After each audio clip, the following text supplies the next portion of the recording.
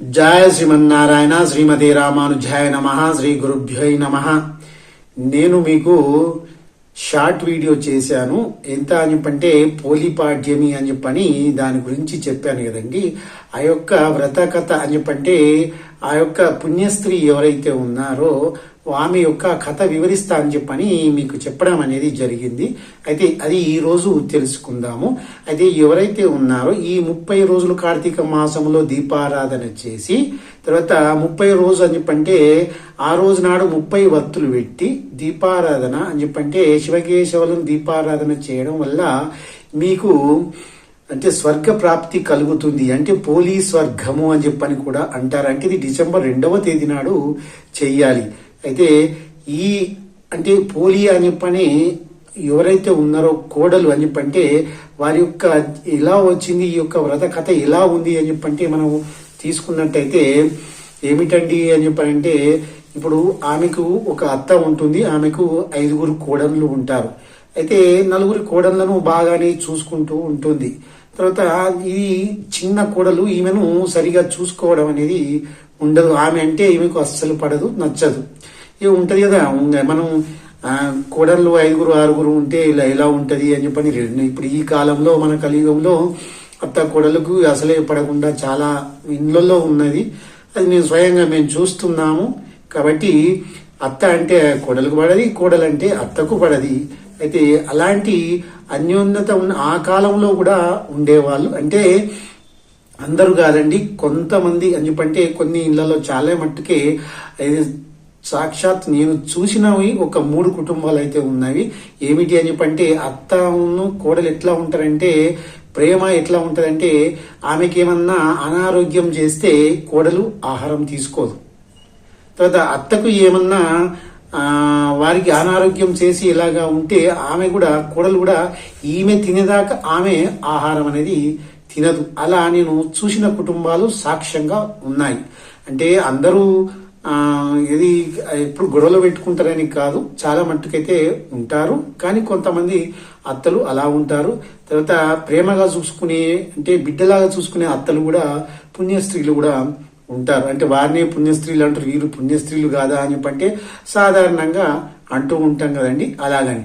అయితే ఈ పోలి అనే చెప్పని అమ్మాయి ఎవరైతే ఉన్నారో ఈమె చిన్న కోడలు, వారికి 5 తోడి కోడలు ఉంటారు కదండి, అలా ఉన్నారు. అయితే ఈమె అంటే ఈ అత్త ఏమిటని చెప్పంటే ఆమెకు నచ్చక ఆమెను ఇప్పుడు అంటే కార్తీక మాసం వచ్చింది. ఆ కార్తీక మాసంలో ఆమె వీరితోటి మాత్రమే పూజను చేయించేది అని చెప్పి శివకేశవులు ఆరాధన చేసేది. తర్వాత సాయంకాలము దేవాలయంకు వెళ్ళి అక్కడ కీర్తన భజనలు చేస్తూ అక్కడ ప్రసాదం తింటూ ఉండేవారు. ఈమెను తీసుకొని వెళ్ళేది కాదు. అయితే ప్రతిరోజు ఏం చేసేది అని చెప్పంటే వీరు ఎవరైతే ఉన్నారో ఈ యొక్క పోలియా అని చెప్పని కోడలు ఎవరైతే ఉన్నారో ఆమె ప్రతిరోజు ఆ యొక్క వాళ్ళు ఏదని చెప్పంటే కవ్వం ఉంటుంది కానీ కవ్వానికి ఇట్లా చిలికిన అంటే మనం పెరుగు తర్వాత నెయ్యి చేస్తాం కదండి, ఆ చిలికిన వెన్న ఉంటది కదా, ఆ వెన్నను తీసి తన వారి యొక్క పెరట్లో ఉన్న వత్తిని తీసుకొచ్చి అంటే దూది అని చెప్పి పత్తి చెట్లతోటి ఉంటది కదండి, ఆ వత్తిని తీసుకొచ్చి 3 వత్తులు కానీ లేదంటే 2 వత్తులు కానీ ఒక వత్తి చేసి అంటే స్వామి వారికి అది శివకేశవుల దగ్గర పెట్టేది. అంటే 3 వత్తులు ఒక్కొక్క మూకొడే 3 వత్తులు చేసి పెడుతూ ఉండేది. వీటికి ప్రతి నెల అని చెప్పంటే మళ్ళీ ఎట్లా అంటే అత్తయ్య వస్తే చూస్తుంది కదండి, కోపగిస్తుంది అని చెప్పంటే అంటే అంత మర్యాద గౌరవం ఇచ్చేది. అప్పుడు అంతా ఆయన చూసినా కానీ అలాంటి గౌరవం అనేది అప్పుడు వాళ్ళు ఇచ్చేవాళ్ళు, అటు చేస్తూ ఉండేది.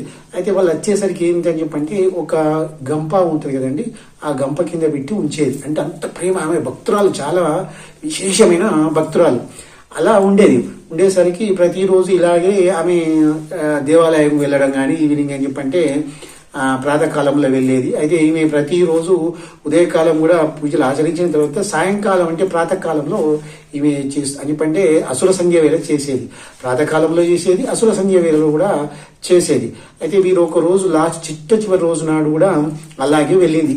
ఎవరు అని చెప్పంటే ఈ 4 కోడళ్ళని తీసుకొని అత్తగారు టెంపుల్కి వెళ్ళడం జరిగింది. వెళ్ళిన తర్వాత ఈమె కూడా ఏం చేసి చాలా బాధపడుతూ పెరట్లోకి వెళ్ళి ఒత్తులు తీసుకొచ్చి అది పెట్టి తర్వాత వెన్న ఉంటుంది కదా, దాని కవ్వానికి పట్టిన వెన్న ఉంటుంది, అది తీసి దీని వీటికి రాసి ఆ దీపం వెలిగించి స్వామి వారి దగ్గర పెట్టింది. పెట్టినప్పుడు ఆమెకు స్వర్గం నుంచి అని చెప్పంటే అక్కడి నుంచి దేవతలు ఆ యొక్క పుష్పక విమానం తీసుకొని వచ్చి రాళ్ళ ఇంటి ముందుకు తీసుకొని వచ్చేసరికి అప్పుడు ఈమెను సశరీరం అంటే శరీరంతో ఉన్న స్త్రీ ఎలా ఉందో ఆ పోలి ఎలా ఉందో అలాగనే తీసుకుని స్వర్గానికి వెళ్ళాలని చెప్పని వచ్చేసరికి అప్పుడు ఈ అత్తగారు నలుగురు కోడన్లు వాళ్ళు టెంపుల్ అని చెప్పంటే క్షేత్రం దర్శనం చేసుకుని మళ్ళీ తిరిగి ఇంటికి వచ్చేసరికి అక్కడ పుష్పక విమానం ఉంది. ఉన్న తర్వాత అయ్యో మమ్మల్ని తీసుకుపోవడానికి వచ్చింది కావచ్చు, మేమందరం వెళ్తామని చెప్పని చాలా సంతోషపడ్డారు.